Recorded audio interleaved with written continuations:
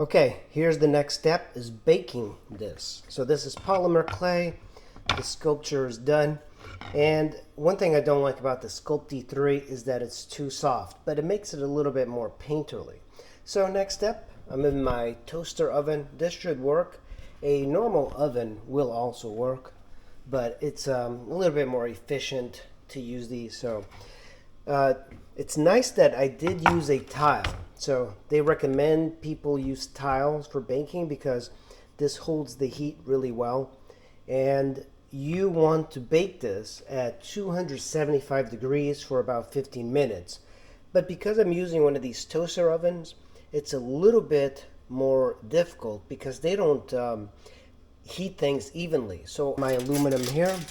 Now this part is going to be, I'm going to just basically wrap it like this without touching. You know, it kind of holds its shape. There we go. Now I'm just going to close it and I'm going to turn it on.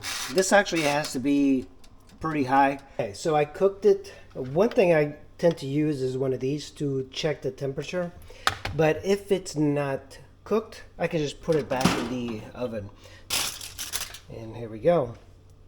It's still a little soft. So I'm going to let this cool just a little bit because I'm not sure if it's like soft to the touch. It's kind of hard. Actually, you can kind of... Yeah, it's actually pretty hard. It feels soft to the touch. It's a weird type of texture. And here we go, guys. This is the fired state of the sculpture.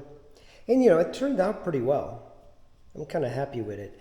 This is the actual clay when it's baked. And now the next process is really just give it a paint job or whatever you guys want.